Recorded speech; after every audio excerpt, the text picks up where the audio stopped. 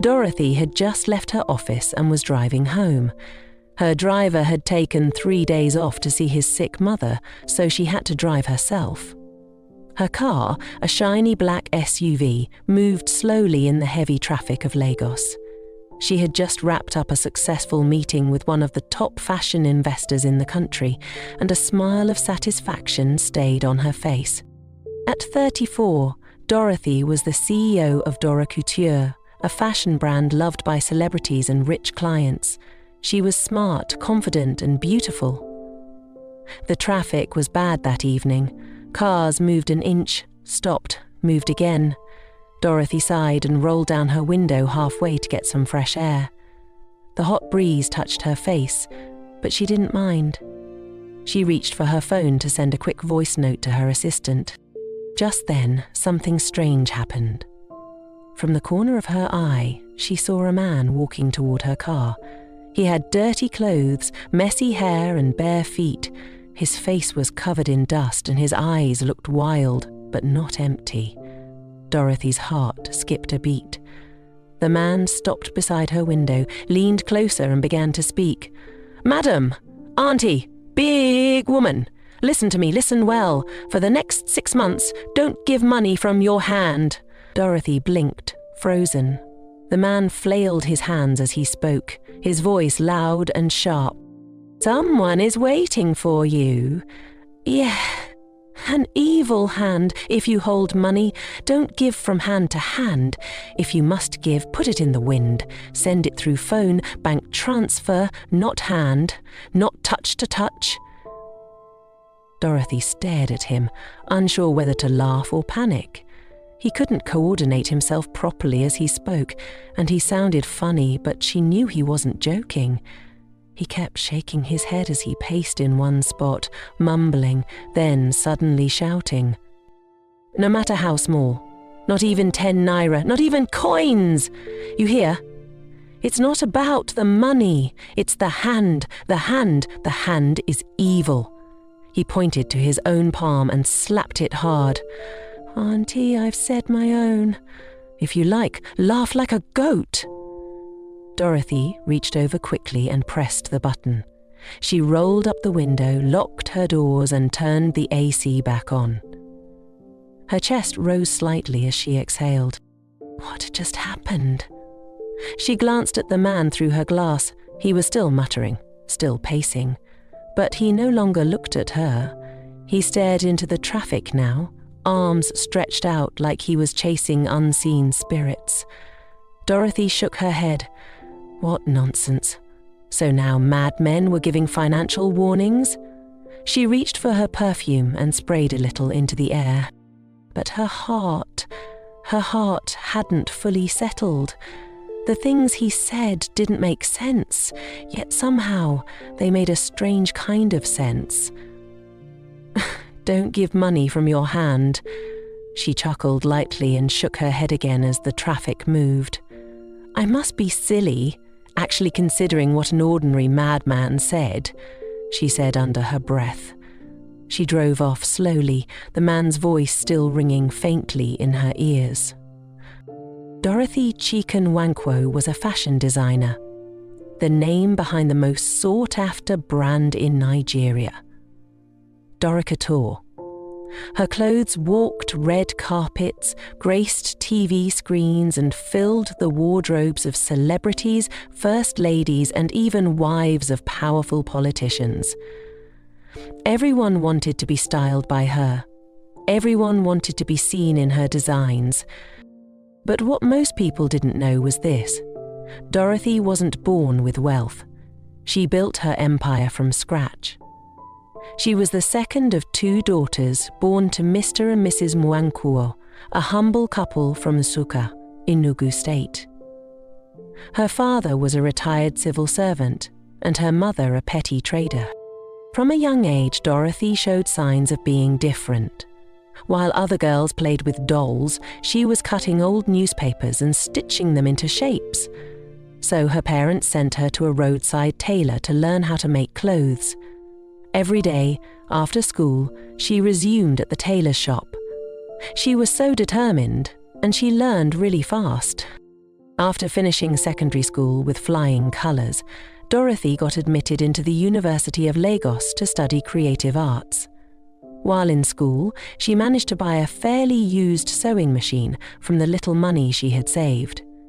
She worked late into the night, making dresses for classmates for a token.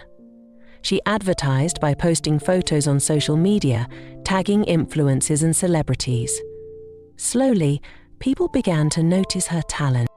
Her big break came in her final year when an upcoming actress who was also her classmate wore one of her outfits to a movie premiere and tagged her online. That one post changed everything. Orders began to pour in.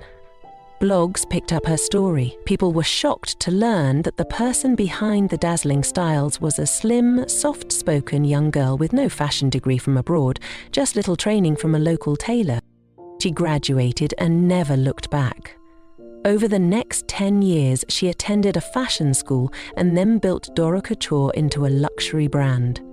She opened a big showroom in Lagos. She became a regular face at international fashion shows, rubbing shoulders with top designers around the world. She made a lot of money and built her parents a bungalow in Egbeda, Lagos, and opened a big supermarket for them. She also paid for her sister's master's degree program in the US. Her sister completed her program, met and got married to a white man and remained there in the US. Unfortunately, her father passed 3 years after she became successful, and her mother was left alone in the house she had built for them. That night, after the encounter with the madman, Dorothy completely forgot about him and went to bed in her duplex in Meridian Estate, Lagos. The next morning, she stepped out, ready for the day's activities. She stood in front of her sleek black SUV, adjusting her dress, looking as beautiful as always. She had an important meeting with a high-profile client, a governor's wife. Everything had to be perfect. "Isaac!" she called, looking towards the gate. "Open the gate!" "Yes, Ma," the gateman replied quickly from inside his small security house. She reached for her car door and was about to slide in when she heard the heavy metallic clang of the gate being rolled open. But what followed was not what she expected. The next sound was a loud, sharp gasp. Dorothy turned sharply. Isaac, her gateman, had frozen midway through the gate. His eyes were wide with fear. His hands trembled slightly. Without a word, he dropped the gate halfway open and ran back into the security house like he had seen a ghost. Dorothy's heart skipped.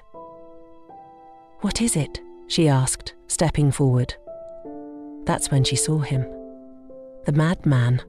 The same man who had walked up to her car in the traffic.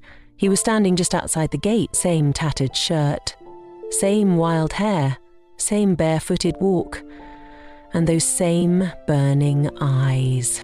Dorothy froze. How? How did he find her home? He took one slow step inside, then another. She stepped back instinctively. The compound was quiet. He walked toward her without a word, not rushing, not dragging, just calm, purposeful. Dorothy's hand slipped to her phone in her bag, but her fingers didn't move. Something in her spirit said, "Don't scream, just watch." When he got close enough, he stopped. A few feet from her car, he tilted his head and smiled. Then, his voice rang out, scratchy, broken but powerful. "Madam, I came to remind you not to give money with your hand for the next 6 months." His words were messy, his voice cracked. But it was the same warning, word for word. No matter how small, don't touch cash to give. Don't pass money with your palm. If you want to help or give, use bank, use phone, not hand, not your hand, he repeated. Dorothy's lips parted in shock. Her mind raced. He remembered. And more than that, he had followed her. "If you forget or ignore my words, you will cry," he added quickly, nodded firmly like a teacher concluding a lesson. Then, just like that, he turned around and walked back through the gate. Not another word, not a look back. Dorothy stood frozen, still processing what had just happened. Isaac peeked from the security house, his head barely showing. "Madame, is he gone?" She turned slowly. "You know him?" Isaac nodded quickly, stepping out now that the coast was clear. "Yes, Ma, I have seen him a couple of times. People call him Mr. Nobody. He roams around everywhere, always talking to himself, but he never harms anybody, and he never talks to anyone like that. It's strange that he's talking to you." Dorothy looked back at the gate. The man was gone. Like smoke. How did he find her address? Her house was inside a gated estate. Her heart pounded softly in her chest. She shook her head quickly, unlocking her car. "No, this is ridiculous," she muttered under her breath. "He's just a madman, that's all." Isaac helped open the gate fully this time and stepped aside, watching cautiously. Dorothy got into her car, slammed the door, and turned on the ignition. She looked once more at the open gate. No sign of the man. Nothing but the morning light spilling onto the empty street. She exhaled deeply and drove out slowly. The roads were busier now. Children in uniforms rushed to school, traders were opening shops, and life was moving as normal. But inside her car, it didn't feel normal. She couldn't shake the feeling, that strange, sharp energy, that stare from the madman. She gripped the steering wheel tightly and whispered, "You're just being paranoid, Dorothy. You're too intelligent to let a madman shake you." She dismissed the thought about the madman completely and focused on the day's activities. 6 months passed since the day the madman, Mr. Nobody, as people called him, walked into her compound and delivered that strange warning. Dorothy had never seen him again. Not once. And truthfully, she forgot all about him. Her life returned to its usual sparkle. Clients came in daily, her showrooms were buzzing, her face was on billboards and her designs appeared on magazine covers. Every Saturday was booked with brides and celebrity fittings. Orders rolled in like ocean waves, and her bank account smiled back at her with every transaction. Whatever that encounter with the madman was, she buried it in the same box where she kept other strange Lagos happenings. Things you shake your head at and move on from. Now, here she was, 6 months later, on the verge of signing the biggest deal of her entire career. A deal worth 300 million naira. Dorothy had been selected by the organisers of the Queen of Africa beauty pageant to design and supply all the evening wears and traditional attires for the contestants. A total of 50 custom-made pieces, complete with accessories. The pageant was backed by 2 oil firms and broadcasted across Africa. The deal had been in discussion for months. There had been long meetings, video calls with sponsors, rounds of sample presentations, back and forth over fabric types, design themes and runway fittings. Dorothy had handled every detail with professionalism and creativity. Everyone had been impressed. The final contract was ready. She was to meet with the executives at 10:00 a.m. on that day to sign, receive her initial payment and begin production. It was supposed to be a formality. Dorothy woke up early that morning feeling excited. She dressed in a fitted wine-coloured suit, her hair straight and sleek. Everything was in place. Her driver drove through Lekki Phase 1 toward the venue. She gazed out of the window with a soft smile. She imagined the headlines, "Dora Couture seals 300 million naira deal." She could already see the future. The gowns on live TV, the applause from the crowd, international media reaching out, and maybe even a call from Paris Fashion Week. She arrived at the office building 15 minutes early. The glass doors slid open and she stepped in. The receptionist stood up quickly when she saw Dorothy. "Good morning, Ma," she said, forcing a polite smile. Dorothy smiled back. Morning, dear. I'm here to see Mr. Kareem for the signing. The girl hesitated slightly, then nodded. Yes, Ma, please, one moment. She picked up the phone, turned slightly and whispered something. Within moments, Mr. Kareem appeared. He was one of the project managers, usually warm and charming, but surprisingly on this day, his face was stiff. Dorothy, he said with a forced smile. You're here? Of course, she said brightly. I came early as agreed. Yes. Please, can we talk for a moment? He motioned toward the side lounge. Dorothy's smile faded slightly. Is everything all right? Just a quick chat, he said, not answering the question. She followed him slowly. They sat opposite each other on cream-coloured leather sofas. A moment of silence passed. Mr. Kareem sighed and cleared his throat. Dorothy, first of all, let me say, we deeply respect your work. You are incredibly talented and your designs are world-class. But I'm really sorry the board decided to go in a different direction. There was a long, heavy pause.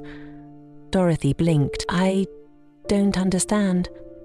The contract, he said gently. They gave it to someone else. A wave of cold rushed from her chest to her toes. What? Mr. Kareem shifted in his seat uncomfortably. It's not personal, I swear. They just changed their mind. A late proposal came in but we already agreed, she cut in, her voice rising slightly. The terms were finalized. You sent me the soft copy of the contract. You said all that was left was my signature. I know. Believe me, I was as shocked as you are. I fought for you. But the board overruled. There's no official reason. They just said they wanted something new, a different creative direction. Dorothy's hands fell to her lap. For a moment, she couldn't speak. She couldn't even breathe properly. A 300 million naira contract. Gone, just like that. No warning, no explanation. After a long, quiet minute, she reached for her bag and walked out of the office building. Her driver, Kola, saw her approaching and quickly opened the back door. Madam, everything okay? He asked, noticing the look on her face. Dorothy didn't reply. She slid into the back seat silently and closed the door. Kola started the car, glanced at her again through the rearview mirror and asked gently, Home? She gave the faintest nod. As the car began to move, Dorothy leaned her head against the window. Her eyes stared blankly at the streets rushing by, but her mind wasn't seeing anything. Her thoughts were tangled and dark. Her phone buzzed beside her on the seat, but she ignored it. She didn't want to speak to anyone. She closed her eyes tightly, forcing back tears. When they arrived at the house, she stepped out without a word, entered her house and slowly removed her heels, one after the other. Her bag dropped on the floor. She sat down on the couch like someone whose strength had been stolen. The silence of the living room wrapped around her like a cold blanket. She pressed her hands to her face and let out a long, deep breath. Just then, her phone rang again. She wanted to ignore it, until she saw the caller ID. Pamela, front desk, Dora Couture. She picked it up reluctantly. Yes? What she heard next made her sit up in panic. Ma, please don't panic, but the office is on fire. Dorothy's chest seized. What? We don't know how it started. We saw smoke coming out of your office, but we did not have the keys. We tried breaking in, but the fire was already spreading, so we had to run out. The fire service is on their way, Pamela said quickly, panting heavily. Dorothy shot to her feet. Where are you now? Are you safe? Yes, Ma. We're outside. Nobody is hurt, but everything inside. Everything is burning. Dorothy didn't wait to hear more. Kola, start the car now, she screamed. She ran out barefoot, her hair wild and her heart racing. The driver rushed to open the door again. "Madam, what's happening?" "Just drive, fast," she replied. The drive to her office felt like a nightmare. The roads, the buildings, the sounds, they all became a blur. Dorothy's heart pounded so loudly she could hear it in her ears. Smoke rose in the distance like a monster waiting for her. When they turned the corner into the street, she saw it. Fire! Thick, black smoke poured out of the building. Her building. Dora Couture. Flames licked through the windows like hungry tongues. The fire service had arrived, but it was too late. The roof had already caved in. The glass doors were shattered. The mannequins, fabrics, machines, everything was either in ashes or melting. Dorothy got out of the car slowly. Her mouth was open, but no sound came out. People had gathered. Pamela and 2 other staff members ran to her. "Ma!" Pamela's voice broke. "We don't know how it started, I swear." Dorothy took 1 step forward. Her eyes scanned the burning remains. Everything she had built, every thread, every stitch, every fabric sample. Gone. Her hands shook, her knees buckled. The last thing she heard was someone screaming her name as the sky spun around her, and then everything went dark. When she opened her eyes, the lights above her were bright and white. Her head felt heavy, and her mouth tasted bitter. She was lying on a hospital bed. A nurse leaned over her and smiled gently. "You're awake, thank God." Dorothy blinked slowly. "What happened?" "You fainted, Ma. They rushed you in. You were in shock. Please rest. The doctor will come and check you soon." Dorothy turned her head toward the wall and closed her eyes again. She fell asleep once again. When she woke up moments later, she turned her head slightly and saw 2 people sitting by her bedside. Her mother and her best friend, Amaka. "Mummy," Dorothy whispered, her throat dry. Her mother's eyes instantly lit up with relief. She stood up quickly, brushing back Dorothy's hair gently. "My baby, thank God. You're awake." "Doro," Amaka said softly, moving closer. "We've been so worried." The moment Dorothy saw their faces, her heart shattered. Tears burst from her eyes like a dam that had held too long.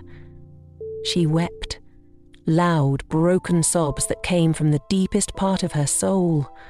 She couldn't hold it in anymore. Her mother wrapped her arms around her tightly, rocking her gently like she was still a child. "Shh. It's okay. It's okay, Nem. God will restore everything. You're alive, and that's what matters. The rest will come back." But Dorothy couldn't be consoled. Her entire life had burned right before her eyes, and now all that was left were ashes and heartbreak. Amaka held her hand gently and wiped her tears with a tissue. "You're not alone, Doro. I promise. We're all here for you." After a while, Amaka had to leave for work. She kissed Dorothy's forehead before slipping out quietly. Dorothy's mother stayed by her side all night. She didn't sleep. She just sat there, holding her daughter's hand, whispering prayers and humming old lullabies. By morning, the doctor finally approved her discharge. "You're stable now," he said, handing over the papers, "but she needs complete rest, physically and emotionally." Her mother nodded. "Don't worry, doctor, I will see to it." When they arrived at Dorothy's house, the compound felt strange, still. Dorothy dragged herself slowly to the couch and dropped her bag. She looked like a shadow of herself. Her housekeeper Rose came out to greet her before returning to the kitchen. "Let me order some pizza for us to eat. That is what I feel like eating," Dorothy mumbled weakly, picking up her phone. She placed her order and tried paying through her personal account, but couldn't complete the transaction. She decided to use her company account. She opened her banking app to make a transfer instead, but again the transactions didn't go through. She tried again, then again. Session expired. Her fingers trembled as she clicked the refresh button. A red message flashed across the screen. "This account has been temporarily frozen. Please contact your bank." Her heart jumped. She dialed her account officer immediately. His voice came on after 2 rings. "Good morning, Miss Dorothy." "Mr. Tomiwa, please, I'm locked out of my company account. What's going on?" There was silence on the other end, then a sigh. "Ma, I've been trying to reach you since yesterday evening. The account was flagged for fraudulent activities. We've frozen it temporarily while investigations are ongoing." Dorothy's mouth dropped open. "What? Fraudulent activities? How? From where?" "We're still looking into it, Ma, but the truth is, all activity has been stopped until further notice," Mr. Tomiwa informed her. Her hand slipped. The phone dropped from her fingers and hit the marble floor. Her mother, who had just returned from the kitchen with a glass of water, rushed to her side. "Dorothy, what is it?" She covered her face again, trembling. "They've frozen my company account, Mummy. They said there's fraud. I don't even know how. And I have over 500 million naira in that account and just 5 million naira in my personal account, which I can't even access right now." Her mother's eyes widened. Without another word, she turned and called out sharply, "Rose! Isaac!" The housekeeper and the gateman came running almost immediately, both looking confused and anxious. "Rose. Isaac. Thank you for your work, but I want you both to pack your things, now," her mother said with a note of finality. They blinked, shocked. "Ma?" Rose's voice cracked. Isaac stepped forward nervously. "Is something wrong, Ma? You'll receive 2 months' salary now, but I want you to leave today, right now. Don't touch anything that doesn't belong to you." Dorothy sat up, slowly, alarmed. "Mummy?" But her mother raised a hand. "Shh, don't say anything. Let me handle this."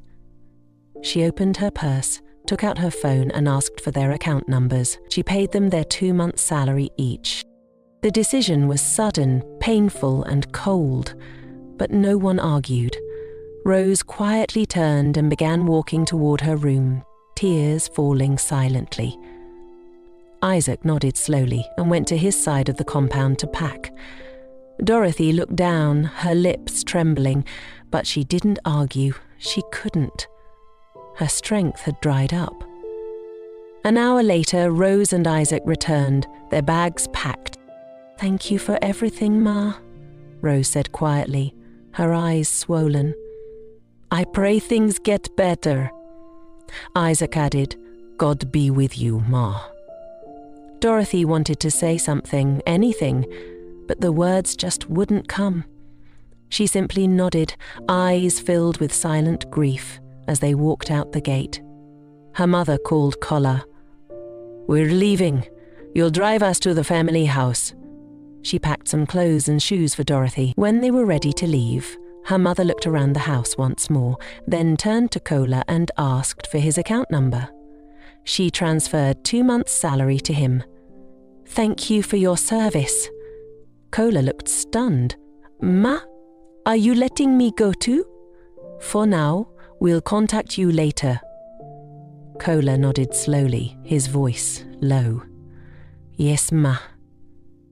Mrs. Nwankwo locked the doors and the gate with giant padlocks.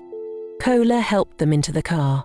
Dorothy sat in the back seat, still and quiet, watching her world vanish around her piece by piece.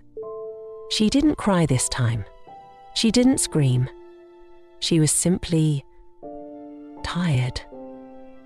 Kola drove them to her parents' house, the same bungalow she had built for them when things were rosy.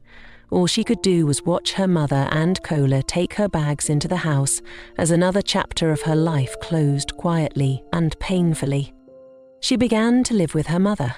Although the duplex she had left was her own, her mother insisted she wanted her close, so she could monitor her closely. Once every 3 months, Mrs. Nwenkwo sent her own domestic staff to clean the house and pick some needed items for Dorothy. Dorothy eventually sold her SUV to assist her mother when she noticed she was struggling financially. They both managed to move around with her mother's small Toyota Corolla. 1 year passed since her world collapsed. 12 months of silence. 12 months of tears. Every morning she woke up in her room and cried her eyes out. She stayed in bed most days, curled up like a wounded animal staring at the ceiling, waiting for it all to be a dream. Her mother tried to lift her spirit, cooking her favorite meals, reading her Bible beside her, singing softly like she used to when Dorothy was small. But the sadness was heavy, and it didn't go away. Though Dorothy tried, she was no longer herself. Her phone hardly rang anymore. The people who once flooded her inbox were now busy praising other designers, younger ones, fresher names. She saw them online. She no longer had a showroom, a staff, or a brand. She had no savings, no income, and her bank issues were still unresolved. She had to depend completely on her mother for everything. Her mother never complained. Slowly, Dorothy began to get over her predicament. Her mother's supermarket Mama Save was the only thing they had left. Dorothy began to follow her mother to the supermarket. She helped with sorting goods, arranging shelves, handing change to customers.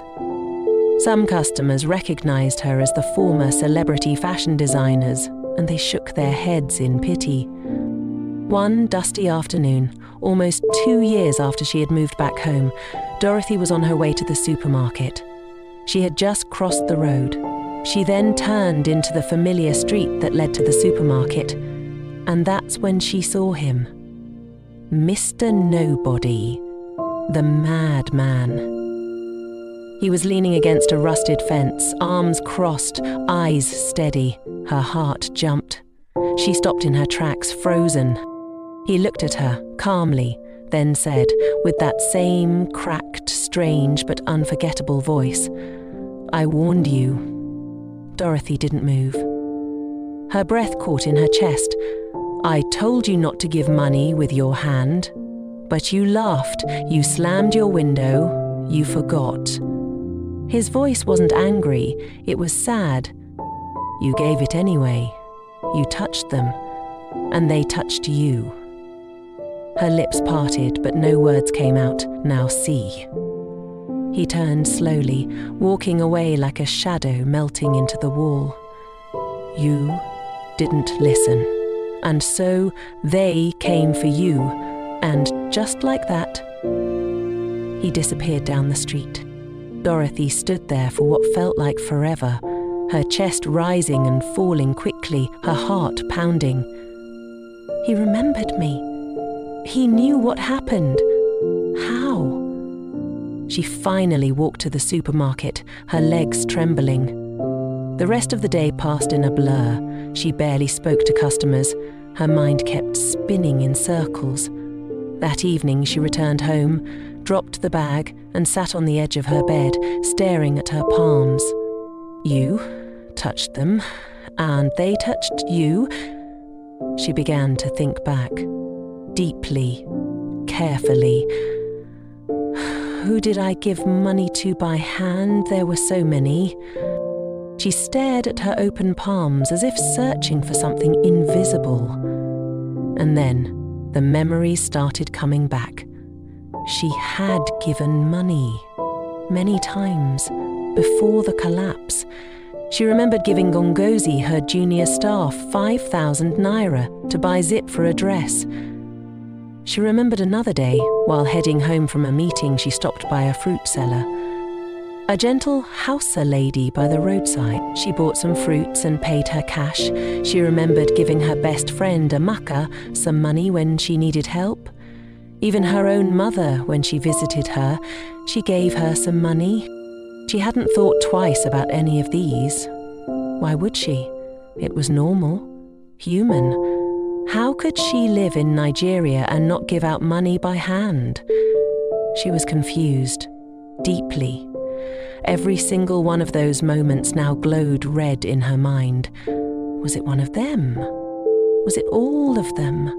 Or was the danger hidden behind just one hand, pretending to be kind? Her chest tightened with confusion. How could something as simple as giving money be the reason everything fell apart? The more she thought, the more afraid she became. Dorothy couldn't sleep. She lay awake all night, her eyes wide open in the darkness, listening to the ceiling fan click and spin above her. In the morning, she left home early and wandered through the streets in search of Mr. Nobody. She asked fruit sellers, beggars, guards, and street sweepers if they had seen him, the strange man with wild hair and bare feet.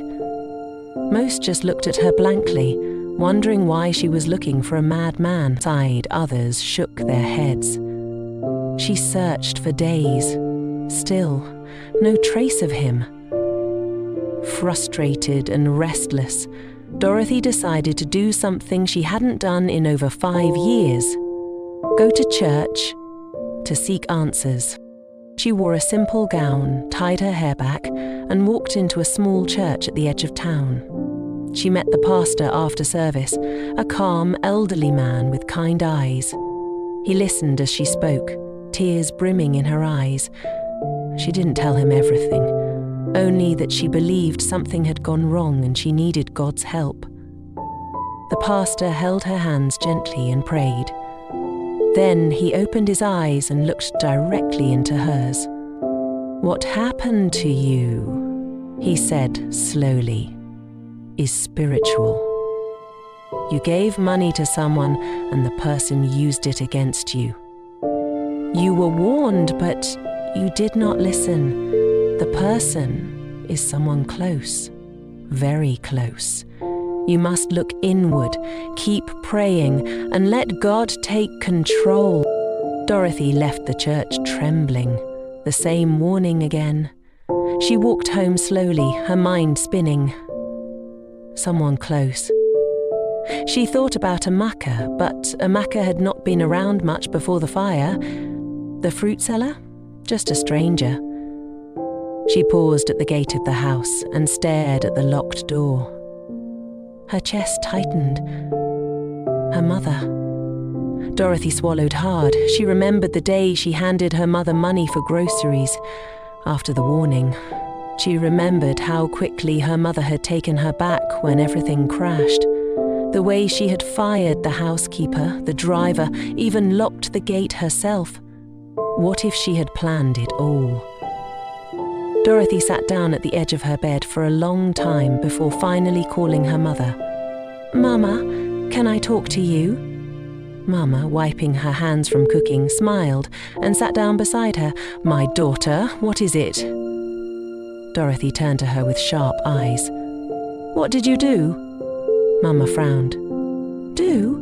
"Yes, what did I do to you that made you want to destroy everything I built?" Her mother pulled back slightly, confused. "Dorothy, what are you talking about?" "You were the closest person I gave money after I was warned not to, and then I lost everything." Her mother stood slowly, pain spreading across her face. "Dorothy, you think I would do such a thing to my own child? You're the only one that makes sense. You're the only one close enough." Her mother took a shaky breath. "So, after everything, after I carried you 9 months, after I held you when you cried, fed you when you couldn't stand, this is what you think of me? I don't know what to believe anymore," Dorothy shouted, standing up. Her mother's eyes welled with tears, but she said nothing more. Dorothy stormed into her room and began packing her clothes. Quickly, angrily, blindly, she grabbed a bag, zipped it shut, and headed for the door. "Where are you going?" her mother called out. "I don't know," Dorothy snapped. "Anywhere but here," and she walked out. No destination, no plan, just the sound of her footsteps echoing down the dusty road as tears fell from her eyes like rain. She had just 200,000 naira left in her personal account. She kept walking and walking, betrayed by life, haunted by a warning she didn't understand. And now, torn between love and suspicion, she walked away from the only person who had stood by her when the world turned its back. But what if she was wrong? The journey is far from over. Part 2 is coming, and this time the truth will no longer hide. Watch out.